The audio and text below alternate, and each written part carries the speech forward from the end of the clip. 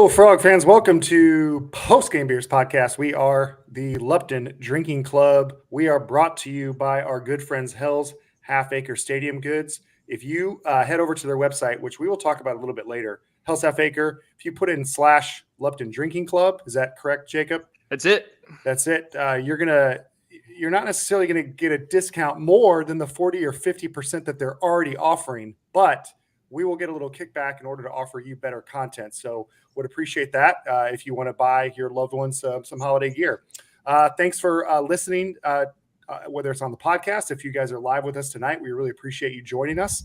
Subscribe to Lupton Drinking Club on YouTube, and we're also at Lupton Beers on Twitter and Instagram. So in the studio tonight, I'm your host, Kyle Malloy. Excuse me, at YLMK. We have our master of activities, Jacob Sailors at JD Sailors, and our Sultan of Stat, Martin Guerrero, our producer, Ray, and our resident horse, Garrett, getting an early start on their holiday shopping, unable to join us tonight. So we'll see what they come up with and what they're gonna Garrett's definitely doing some shopping down in Orlando. That is not a cheap. So Garrett's in Disney World.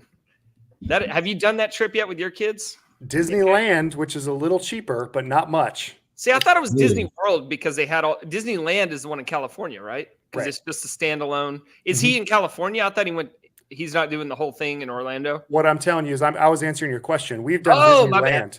Okay. We've done Disneyland, which I thought for young kids was much more manageable because there's only two parks. Well, the ones that we went to, and you can kind of pop back and forth between them. And we saw everything we wanted to in 3 days. Disney World is much bigger. Dude. I lived in Florida for a year and I did one Disney trip, 3 days. The total was like, I don't know, say $600. I can't remember exactly what it was. And I don't think it was that much, but just that's not important for my point.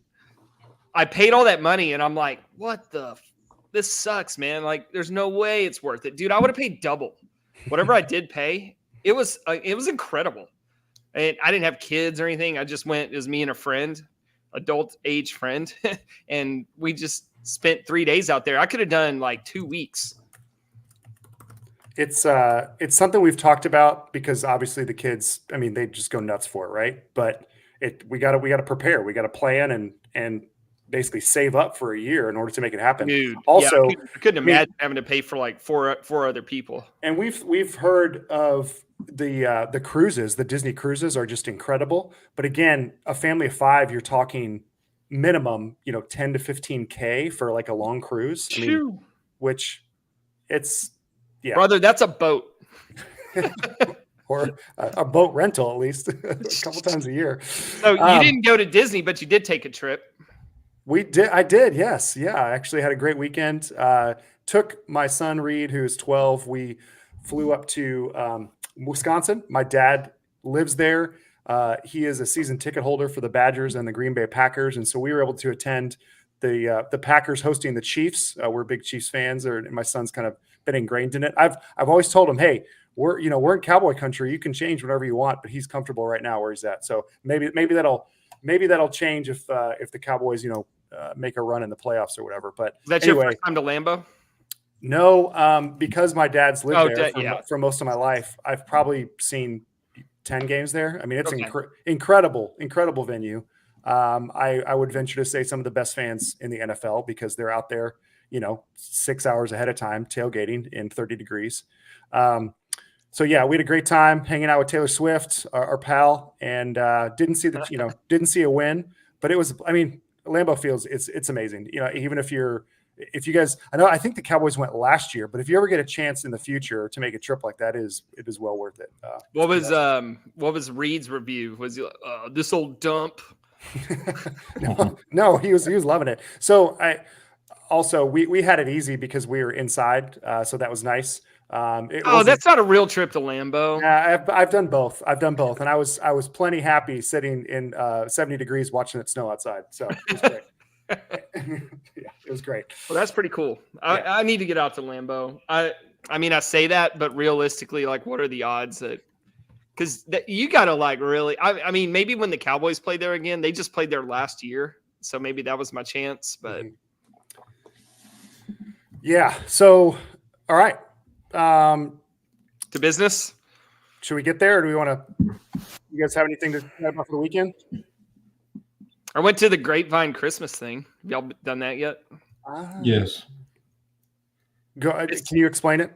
All right. So Grapevine does it big for Christmas. They call it like the Christmas capital of Texas. Mm-hmm. And they basically they don't block off the road. There's still traffic, but they block off some of the road so that extra pedestrians can walk down the sidewalks. And there's just a million shops and restaurants and wineries. And you have like cosplayers out there, like all the different Santas and elves, and people will decorate their cars and drive down the street and blast Christmas music. And it's just a really cool scene. It's kind of like one of those old timey scenes you might see in a Christmas movie. Mm-hmm. Worth the trip. Yeah, for sure. Especially with the kids. Like there's a billion kids out there and they're all loving it. And, I had my dog with me, right? So this Santa Claus came up and started petting my dog. And this little girl comes by in a stroller and just staring at Santa. Santa sees her and goes, "Hey, you were on my nice list." And she just has this look on her face like, "Oh my God." So it's just a really cool atmosphere. I mean, it's Christmas. I like getting out and doing things for Christmas. So, I went last year, but it was cold and rainy at night. So this time I just went during the day. Nice weather. But yeah, I recommend it. Martin, anything noteworthy from your end? It feels kind of like a Hallmark special. Are you talking about Grapevine? Yeah. Yeah, definitely. What'd you do though? Went to the wineries and stuff. No, I mean, he asked you what'd you do on your weekend. I don't remember. Good answer. Sounds like a great weekend. Did you guys watch any of the conference championship games? Heck yeah. Yes. Watched most of them because we were just hanging out for the day. So I think I only missed, maybe a few plays here and there. So I was able to see everything. Very entertaining weekend. I was hoping that Oklahoma State was going to put up a little bit more of a fight against Texas. That one seemed to kind of end early. You were hoping or expecting? I was not expecting it at all. Because there's really no logical reason. I don't know why I battled with taking Texas and the points. I guess anytime a spread is 15, it's scary to do. But once I did it, I was like, why didn't I put more money on this? Because Gundy's he's a weird dude, and he pulls crap out of his hat every now and then. And you thought if they played their perfect game and Texas made a bunch of mistakes, which neither one of those happened, then it could have been closer.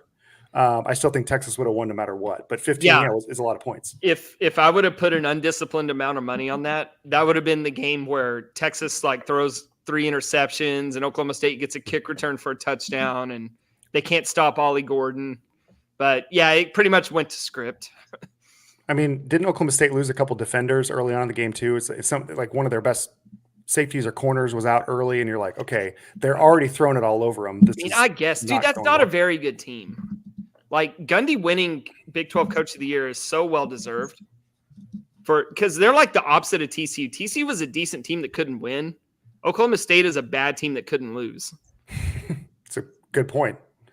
Man, it just sucks looking at all the advanced metrics and seeing TCU in the top 40 or top 30, and just every single team on the list is a bowl team. And then there's TCU. Yeah. That there was a graphic, I guess, that what was it? Someone posted it today. Like TCU's obviously we've been getting more flack, all off season, which we'll talk about. But the Frogs, one of the only teams to not make a bowl after I don't know if it was the playoff or there's something going on. But anyway. After appearing in the national championship game, so 09 Texas was the last one. Yeah. Oh, it was. I think the graphic he's talking about was the only team to start the season ranked and not make a bowl. There you go. That's what it was. Oh, I haven't seen that one. I just saw if you were in the national championship game, did you make a bowl the next year? That's exactly what it was, Martin. It was out of the top 25 teams, we were the only one not to go bowling. Yeah, and then looking at, kind of the luck factor charts, and TCU's top 10 in the nation and unluckiest teams, and brutal. And one of the harder schedules in the Big 12 because we played both Texas and Oklahoma.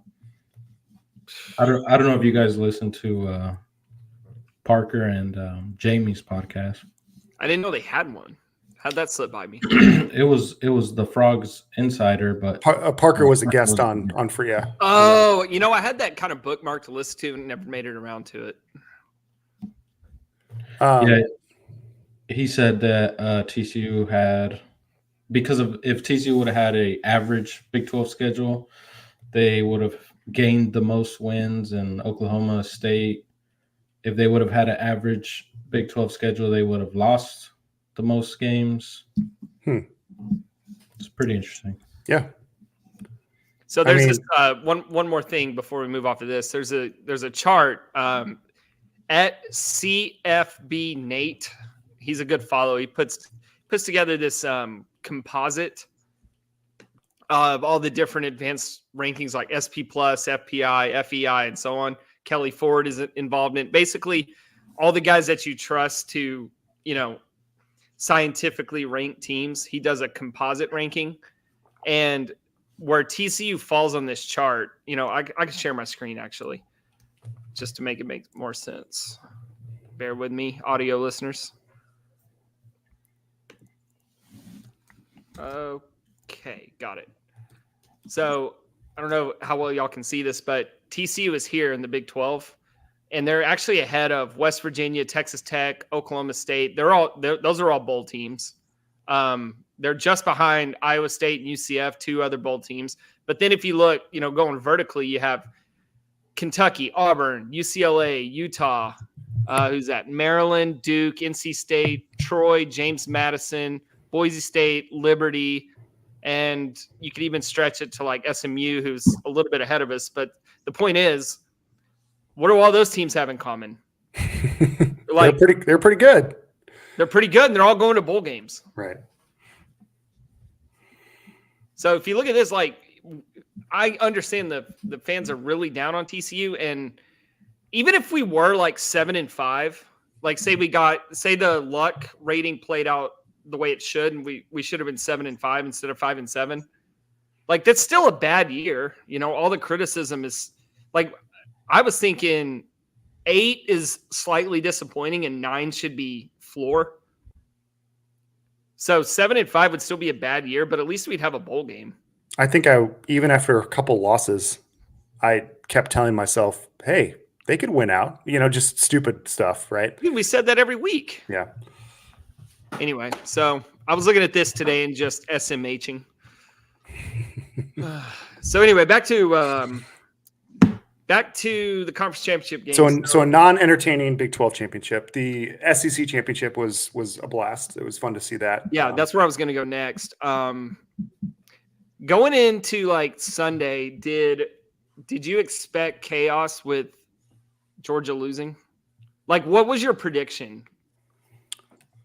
Sunday morning, say 10 a.m. Yeah. I probably would have. I think I would have said Georgia was going to take care of business, even though Alabama was basically the hardest out, right? You could possibly get, just because they were playing well. Then Texas, Washington. No, sorry. So Washington, Georgia. No, Washington, Michigan were Washington, Michigan, Georgia, right? And then I was expecting Texas to be left out, to be honest.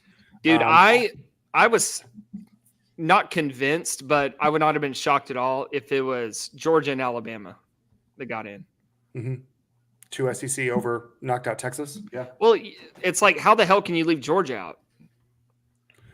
Well, yeah. So I did not think they would leave Florida State out.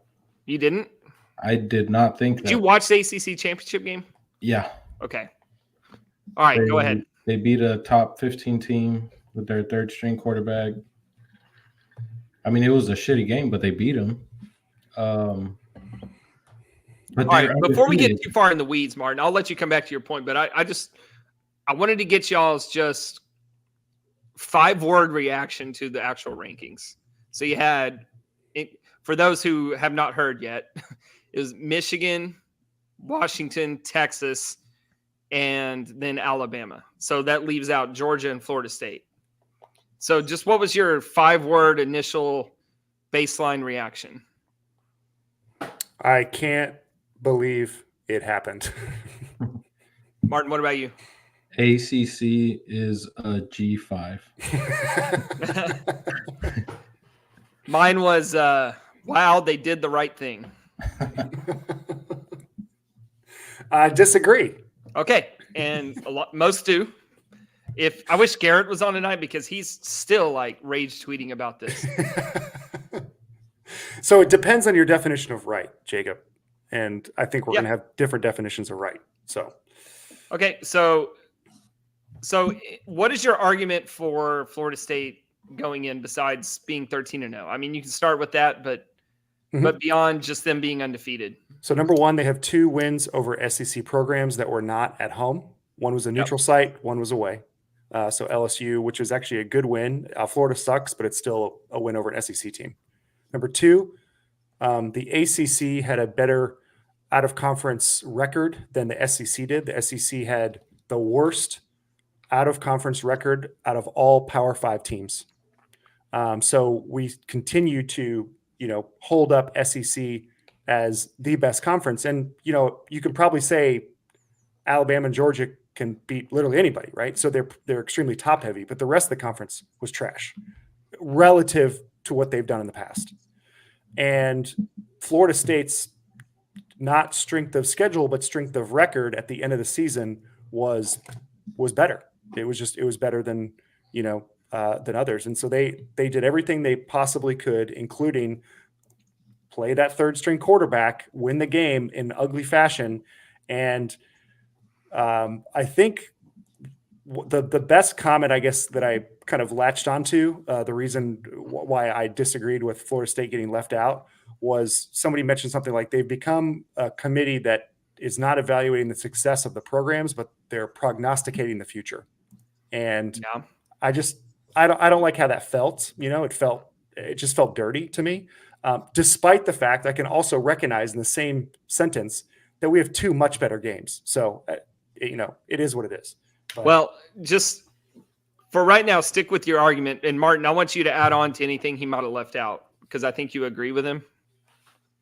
Yes, I agree with him, but it just felt like so I thought the easiest out for the committee would have been the 3 undefeated champions and then Georgia, because they had, same like TCU, they lost the championship game, a close championship game, but I really wasn't expecting them to drop from 1 to 6 after losing to Alabama by 3 points.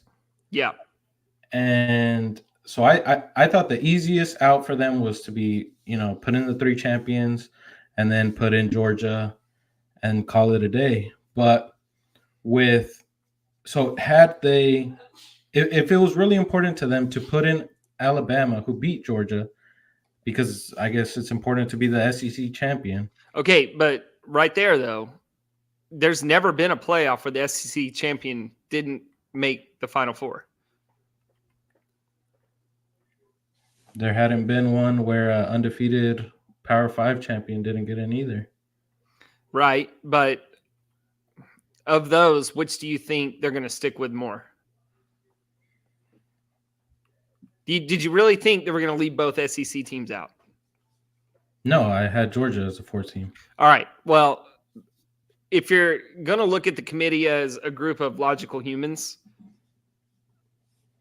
then you can't put Georgia in when they lost the championship game. They put TCU in when they lost the championship right, game. But they didn't put K-State in ahead of us. Right. If it was like LSU or something, then Georgia probably still gets in. So if Alabama's only loss is to another playoff team, and then they knock off a team that hadn't lost in like 37 years or whatever, then you got to put them in as the one-loss SEC champ.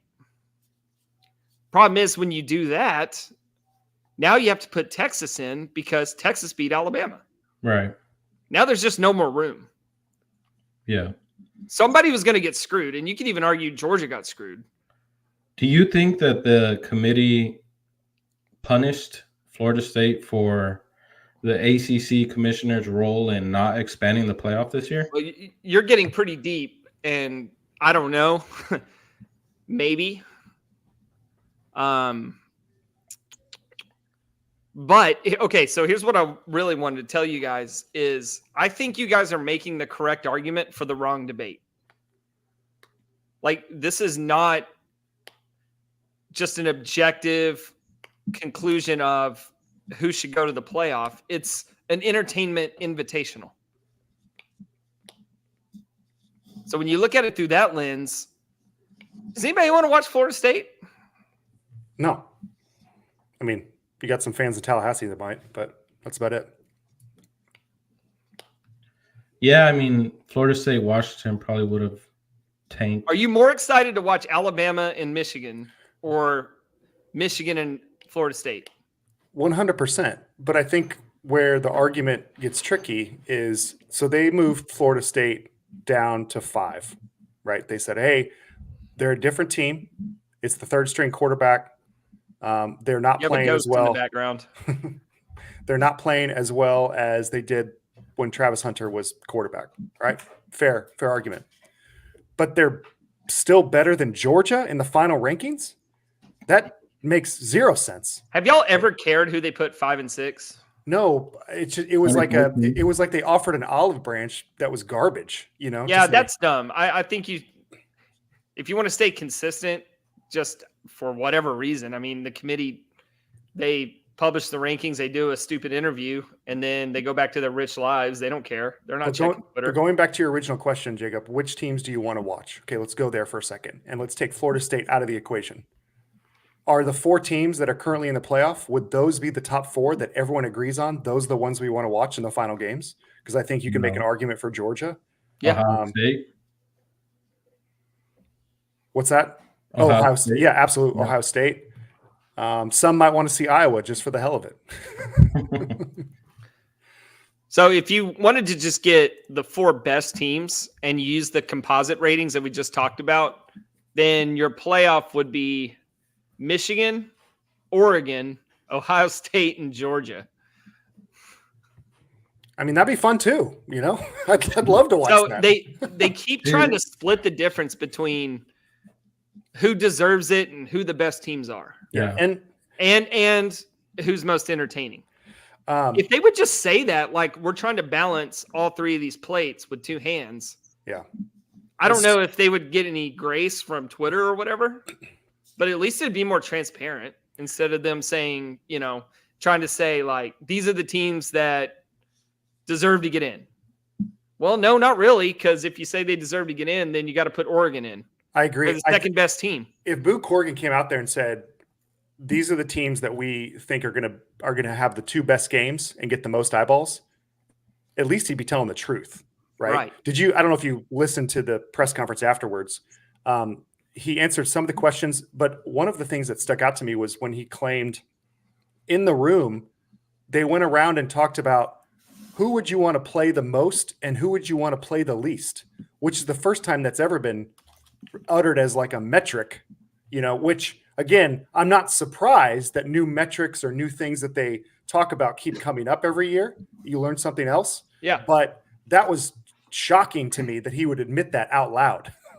Well, yeah. And, you know, if you're talking about other years, like, I think that's one of the bad arguments people are making on Twitter when they say, like, well, look what happened in 2016. Mm-hmm. Well, it's different teams. It's different circumstances, you know? So the criteria is going to change from not necessarily maybe the criteria, but the inputs are changing year to year. I think that's where people struggle, though, is despite the fact that it's humans making these decisions, you'd like there to be some consistency in how they do that. Sure. And every year is a little bit different in what they do. Alabama has been left out. They were left out last year, and TCU got in, right? Ohio State got in. So going back why didn't TCU get left out last year when they had one loss? Like, well, there wasn't anybody behind them that you could make a logical argument for. Mm-hmm. That's why I felt so confident even before the Big 12 championship game. Yeah, that they were going to get in because there were no other real contenders. They got lucky that they were not penalized for the championship game. I mean, I don't know if they really got lucky because, like, with Florida State, I asked who the hell wants to watch them. And then people were saying that about who wants to watch TCU. Everybody wanted to watch TCU, man. They were entertaining as hell. Yeah. They got lucky USC couldn't beat Utah. that would have been a debate, but it wouldn't have been a shoe-in that TCU got left out. Yeah. And Alabama had 2 losses, which obviously, the reason why they left. But so another bad argument that I kept seeing is, I guess wins don't matter. Well, they Yeah, don't. they do. Michigan had to beat Ohio State. Alabama had to beat Georgia. Texas had to beat Alabama. All those teams that got Washington had to beat Oregon twice. Well, what they're saying is wins matter, but also don't lose the quarterback that got you there, right? And who knows what would have happened if any of the other teams were in a similar situation where they won a game, but JJ McCarthy or Quinn Ewers. Yeah. I mean, I think it's really dumb that Penix. it's in the. I think it's really dumb it's in the bylaws, and even more dumb that they say it out loud that Florida State losing their quarterback made an impact on their decision.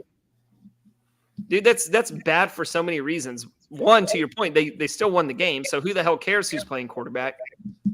And what about that poor effing kid who is the quarterback who goes to class, goes to the weight room, he studies film, he works out, he never gets to play, and when his number's called, he wins the game, and then he has to hear on national TV that he's the reason why that his team doesn't get to go compete for a national championship. You'll watch the That's video. so sorry. You'll watch the video of Florida State here in the news, right? Yeah. Did you see the video of the team? Like they just how dejected they were, and the coach literally didn't have anything to say, because he was just like, shocked.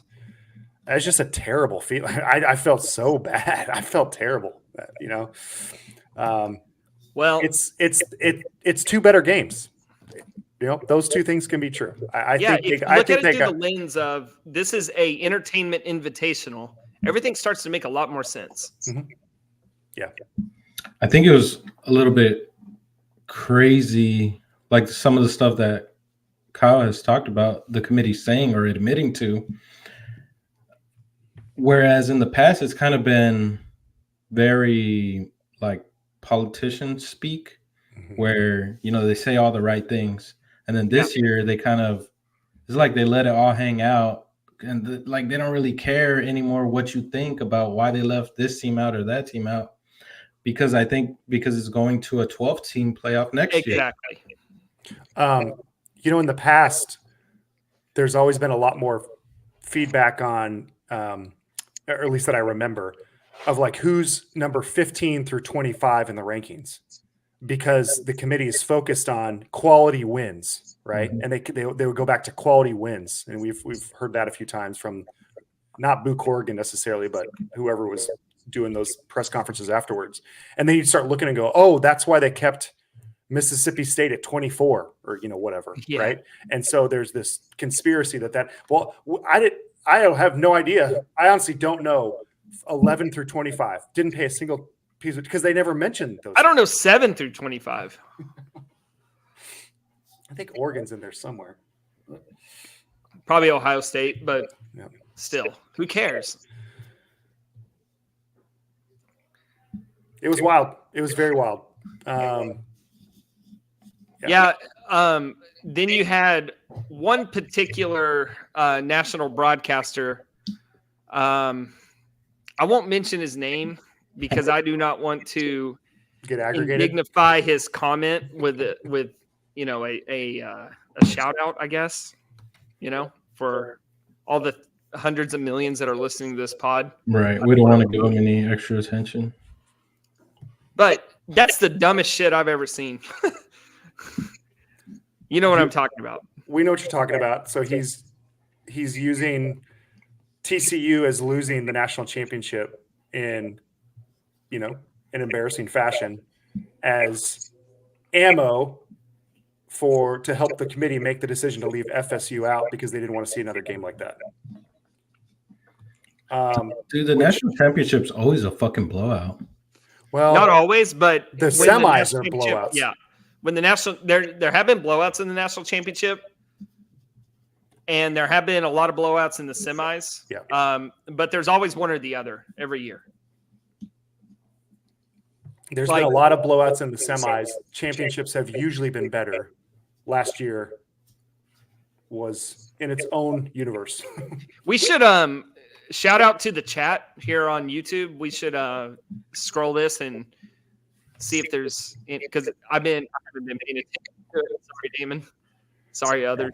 Yeah, thanks, Damon, for chiming in. So, question from Damon. Bigger question: how mad is FSU with ESPN? Are they extremely mad? There's one conference who does not deal with ESPN, who I don't know what you say. Who might be maybe. We get the gist of the question. Yeah. I mean, I think FSU's mad, right? They're mad at everybody. They're mad at TCU. They're mad at Kirk Herbstreit. They're mad at, I mean, everybody. Oh, who might want them in a conference? No, he's talking Big Ten, Florida State to the Big Ten. So I made the comment afterwards in a tweet that basically was like, what's the incentive for Florida State to stay in the ACC? And Jacob, you responded, which obviously is a good point. We're going to 12. So this will literally never happen again, where you have an undefeated Power 5 team not make the playoff. And that probably gave the committee bigger nuts to leave Florida State out when they're like, just wait till next year. There's going to be 12, and there's only going to be 4 power conferences next year. Yeah, and the point that I was trying to make was the ACC has been talked down, not just this year, but multiple years now in a row of being a bad conference, right? Because they have been. I agree. What I'm saying is this year, Florida State was still a good team. Yeah, they beat 2 SEC teams in a mediocre conference, and when you move to the SEC, do I think Kentucky or Auburn is better than Florida State? No, but they have the SEC behind them, and for some people, I don't know if it's the committee or not, that's a bigger deal. It's a bigger deal than being in the ACC, and that was the whole point. Is like they'd want to be in the Big Ten or the SEC just to have that notoriety. Well, I disagree, and I've said this about TCU, like being in the Big 12 and OU and Texas leaving. I'm like, good, because now we can just be at the top. Like, we're going to get in the playoff if we're at the top of the Big 12, and if the Big 12 is easier, good. So why wouldn't Florida State be taking the same approach?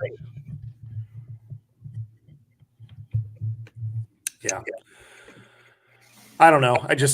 I have a feeling that SEC and the Big Ten are going to continue to be able to justify having 2, 3, possibly 4 teams as in there with at-larges, while they keep the Big 12, ACC at 1, maybe 2 if we have a really good year. It's going to continue to happen. So. Y'all get any feedback, or is that on my end? I'm hearing. Yeah, I'm hearing it too. I was just about to ask you guys. It seems like it's getting progressively worse. This equity problem we've been fighting.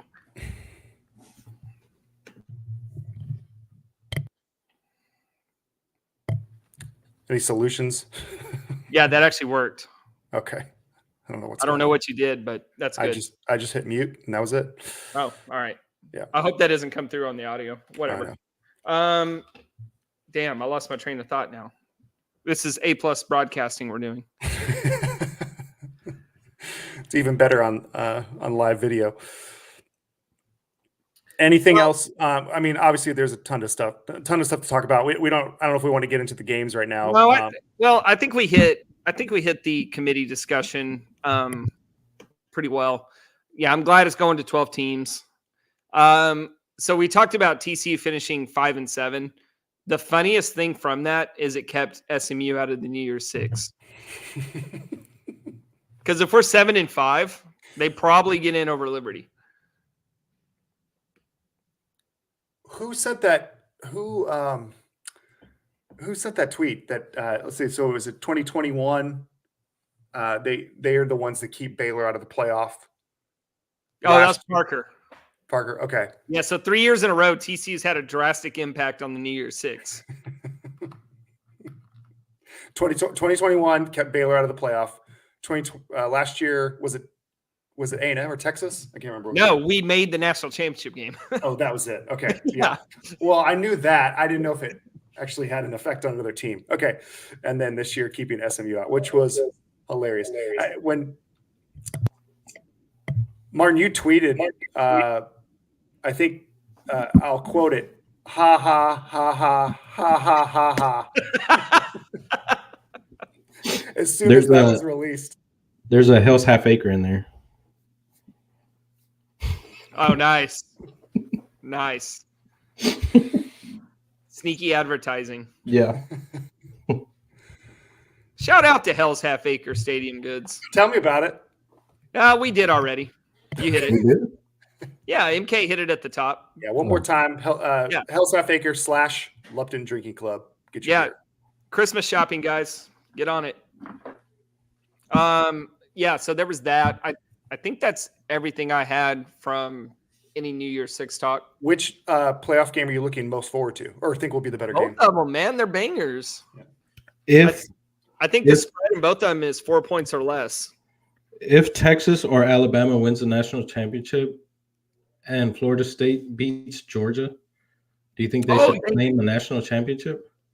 Oh, thank you for reminding me. Yes, Florida. That's another thing. Florida State should absolutely go beat Georgia and claim a natty, and everyone will back them. Yeah. I want one of two things to happen: Florida State wins, or Georgia wins, 66-7. Yeah, the worst outcome is a close Georgia win, because then Florida State's like, if we'd have just been in there, we would have had our quarterback. Here's the thing: I think because they've looked down on UCF for so long. Yeah. I'm not sure if they're going to claim anything because they think they're above it, but they should. Well, then that's their misfortune. Yeah. But like this is like the one time that I would say that an undefeated team should claim a natty that didn't actually win it. I mean, do they have an incentive to even play the game? No, they're talking about not playing it. Well, other people on Twitter are talking about, they get all their swag bags, their stuff, and then they just don't play. Yeah, I don't know, man. For some of those guys, it's the last football game they'll ever get to play, the whole deal. I feel like they should come out like TCU did in the Peach Bowl. Yeah. They should take that approach. Like, that would definitely make a statement. It's just that now things I would lose all respect for them or any kind of bad feelings I have or whatever if they just lay down and quit. But a lot has changed in 9 years. You've got a lot more players that are opting out, especially if it's a non-playoff game, So I don't know if that's going to happen with Florida State. It probably will happen more with Georgia. Like, dude, the Orange Bowl is not the Liberty Bowl. It's a big bowl. I'm just saying that happened. I mean, Ohio State's, they've always had a bunch of receivers who won't play in the Fiesta Bowl or, whatever, didn't Is it really that many? I really would like to know how many guys really opt out. Like for Georgia, I could see like Christian McCaffrey opted out. I mean, there's a lot. I mean, there's some big time names that do. I don't know if it's a numbers thing, but I think there are some important players that decide this is not worth it. So like, didn't Jigba opt out of the Rose Bowl? That sounds right. Jackson Smith and Jigba. Yeah. Yeah, but he was already hurt. Like he didn't play like all year. But he chose to opt out. I would like to opt.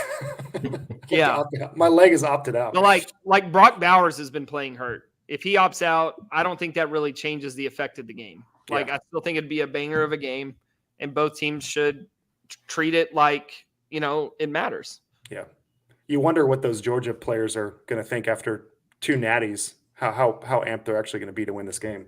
Maybe I'm sure Kirby. Maybe they'll drive the speed limit now. Yeah. I'm sure Kirby will remind them how they got embarrassed by Texas. All right. Do we want to hit on basketball? Sure. We've got 2 great teams at TCU right now. 2 undefeated teams, both men's and women's. First time that's happened, I think, in a while. At least this far in the season. Ray actually was there. I think that's why he's there. He's not here tonight, but he was covering the women's team. They beat ACU for another win. So I want to run through the schedule so far and talk about your favorite win of the season. Yeah. Texas Wesleyan was an exhibition, but it's on the schedule. Southern was the first official game. Omaha is a team. UTRGV, big time down in the valley. Mississippi Valley State. Alcorn State or Houston Christian.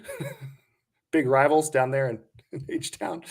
And then a thriller in Washington, D.C., taking on Georgetown as Emmanuel Miller hits a shot at the very end, a three-pointer at the very end. That was pretty exciting. Kind of the "O come Emmanuel" call heard around the world. So It only took you about 50 seconds to get to a team I've heard of.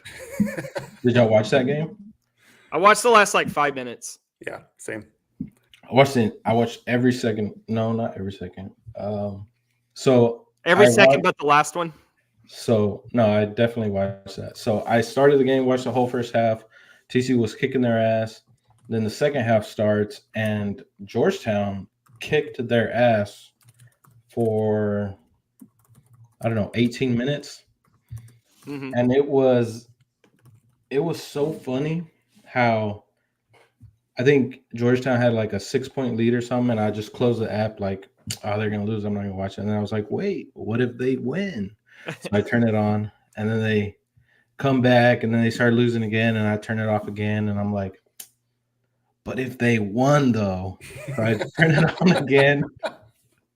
Dude, so I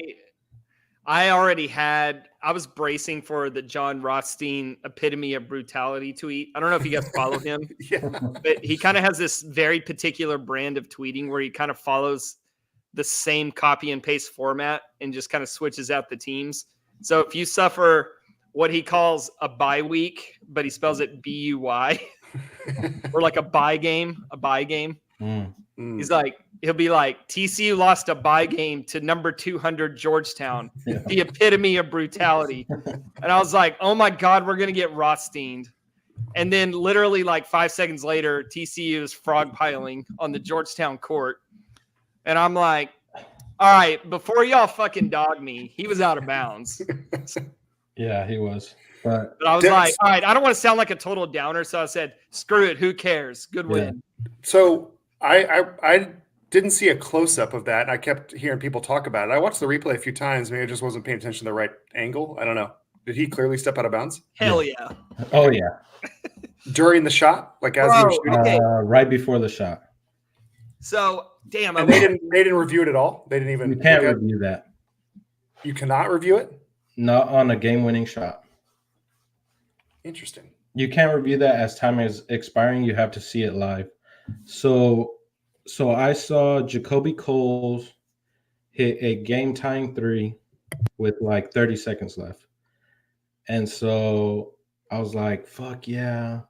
Just got to play some defense. Maybe we get a steal and transition dunk and we win this game. And so they called the most bullshit fucking foul ever with like a second and a half left. And so he hits the first free throw and I'm like, fuck, it's so over. And then the inbounds to Emmanuel Miller, and he just fucking flings that shit and it goes in, he banks it in. Dude, it That went was off such the an top of the screen. unconventional end of game shot to bank it off from the side. And so I'm like, whoa, like what the fuck? Like this shit doesn't ever happen. And then they're like, oh, he stepped out of bounds. And I was like, fuck, this shit always happens.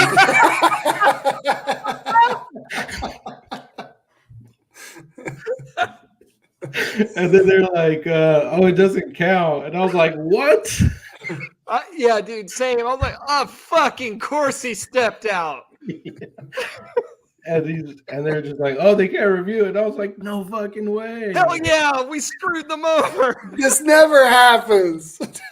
Back to that. Yeah. Dude, it was so fun on Twitter, like all the angry replies, who stepped out of bounds? That's not a real win. I'm like, so we won. I did not know it that was rule. cool. That's interesting. But God, it would have been a horrible loss because you read the schedule.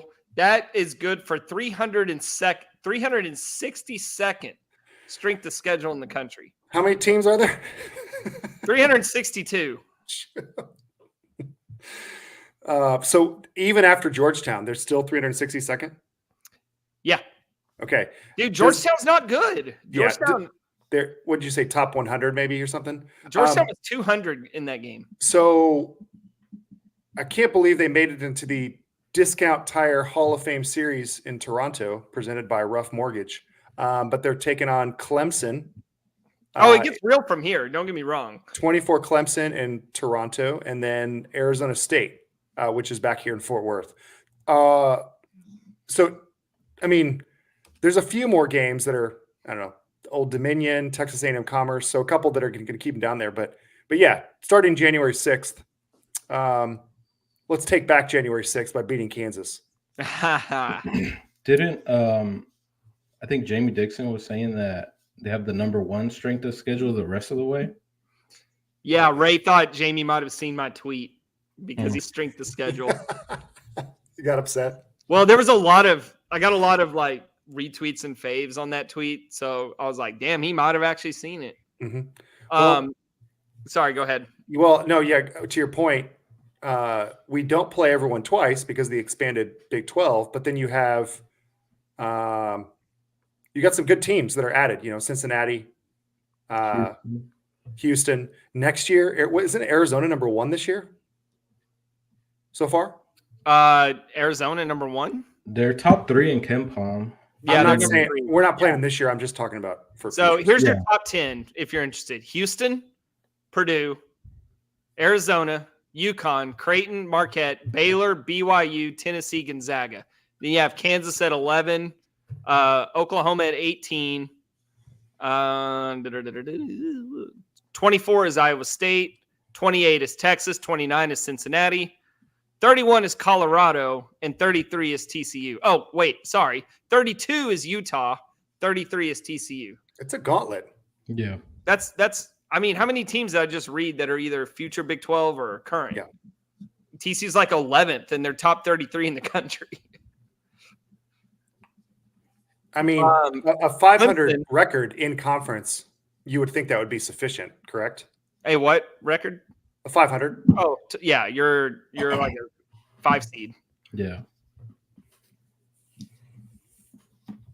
I guess wins don't matter, huh? Clemson is at 27, TCU at 33. So this Saturday should be a real close one. Let me see what Clemson's strengths are. They have a really good offense. They beat Alabama. Do they really? Yeah. TCU. Well, so did TCU, right? Last year. I thought they Or played. Did they do that again this year? They did another scrimmage in Tuscaloosa this year, and they won. Yeah. Okay.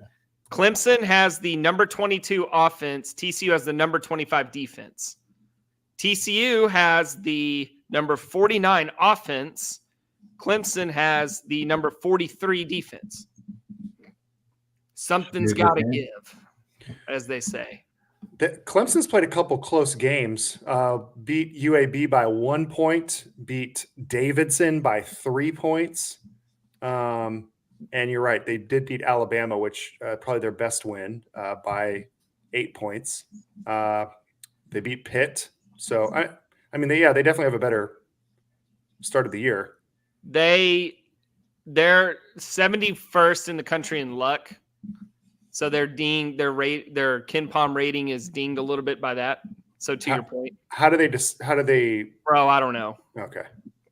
I mean, we can have KenPom on if we want to do a data science class, or we can just take his word for it. Well, I'm just saying, like, does an Emmanuel Miller, 3 at the end to win the game, does that count as luck? So we actually were like flat on luck.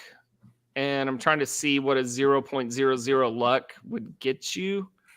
But that's what we were before that game. And now we are 0.024. So we went from way down in the bottom. Now we're 162nd. So, yeah, that one game is the only game you can say that luck was involved. Do you think it's better to have more luck, or I guess, and more wins, obviously, or slightly less luck, less wins, but maybe it's a better definition of that you're a harder team to beat. I don't know. So the way I read it is like, first of all, wins before anything. Who cares if you're lucky? But I would use this luck measure as kind of a predictive measure and say if you're really high in luck, it's going to catch up to you. Yeah. Or on the reverse side, if you're, say, like Michigan State, who's been one of the unluckiest teams, then going forward, you should be optimistic because that's going to kind of even out over the course of the season. Makes sense. I think as long as you make the tournament. Yes and no. I mean, if you're really unlucky but you're good and you don't make the tournament, what's even the point? no, you're right. Yeah, wins before all else. I totally agree with you. Frogs have never made the Sweet 16. Would you consider that a successful season? Hell yeah, dude. Hell yeah. Slam dunk. Well, think about it right now. They're number 33. That's not top 16. Right. So what about 32, which they've done a few times now under I would David say Dixon? that should be baseline. That should be break even. Okay. So minimum, you're winning one game. But yeah, I mean, we'll see how the team develops. We might have a different opinion in February. But yeah, I'd say right now with 7 games under your belt, they're top, they're a second round team.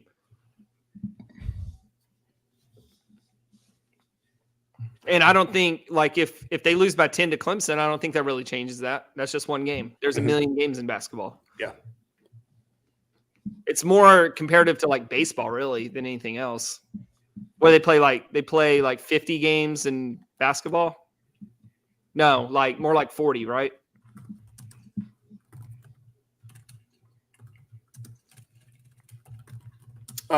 You mentioned baseball, Jacob. I am jacked about their schedule. We don't necessarily have to change directions quite yet. I mean, there's not really any new news. They went golfing to pay off the bet for the Purple White World Series. Who is that? Peyton Tolley? He got all dressed up. Yeah, he looked like Ian Poulter. It was a great outfit. We're gonna have some fun games at Lupton this year. Yeah, I can't wait, man. And we're gonna pay for them. I guess that's the bit of news, right? Yeah. So slight increase, quote unquote, slight increase in baseball tickets last year. From what I remember, GA was 165 for the whole season, which is, I mean, considering how many times or just how many games there are, that's a steal. I think it was 175, but we're 175 pennies at this point. So now we're up to 200. Is there more home games this year? There's 33. I don't know how many there were last year. It seems like a lot, though. So doing the math, it's just over $6 a game, which, I mean, it's like 15 walk up. Not going to go to every game, but I mean that's a deal to get. Yeah, I mean there's entertainment. There's a break even point. If you determine you're going to go to 5 games, then buy them individually. I've been doing that exactly for my kids to try to figure out how many tickets I need to get, or if I'm just going to, I do like our ticket share program though. What's that? Well, like us. Yeah, like if I bring Tiffany and you're not going that night, I steal your ticket, and then there's games I don't go to, and I send them out in the group. Screw SeatGeek. Sign up for the LDC ticket share app on the App Store, and actually, we should start something like that where people just hand off GA tickets. 40% fee, I think, is fair. You got to go. You got to go to 14. You got to go to 14 games to get your money's worth. That should be easy. Yeah. Well, I'm out of things to talk about. We didn't. I mean, not a lot of TCU sports to really discuss. So, congrats to the women. They are doing awesome as well, especially after a couple down seasons. So good to see that too. Programming note for those dedicated enough to listen to the end. Next week we will try to have a guest. If not, this may be the last episode till January. We'll see. It's fluid. The situation is fluid. If you have an idea for a guest, we'll probably save some of the baseball-related content to January and February before the season gets started. So we have a couple of people that we have in mind. But if you have somebody that you'd like just to chat with on the show and you think you'd be a good guest, we will certainly reach out. you never know. We've been pretty lucky. Most of the people we reached out to have said yes. So yeah, the only person nobody's ever said no to us. We've had one person stand us up, and that was Big Game Boomer. On brand for him. I'm trying to think if I've asked anybody. I've gotten some no responses, but I'm talking like NFL players and stuff, Sure. Wide receivers, things like that. I don't know if anybody on the football team's ever heard of us. You know how like everybody on the baseball team has? I don't think anybody on the football team has. 100%. All right, fellas. Well, this was fun just to chat for a little bit. Yep. Either see you next week or see you next year. See you next Tuesday. Yeah, let's plan on it until we're not. What's next Tuesday? Oh, I'll actually be out of town next Tuesday. Somebody listening got the joke. Missed it. See you next Tuesday. I will be traveling Tuesday night. Nobody? Martin? Oh, okay. All right. Well, good joke, I'm guessing, once I figure it out. Respond on Twitter if you got the joke. At YellMK, and tell me what the joke was, because I lost it. All right, fellas. See ya. Thanks for joining. Go Frogs. Go Frogs.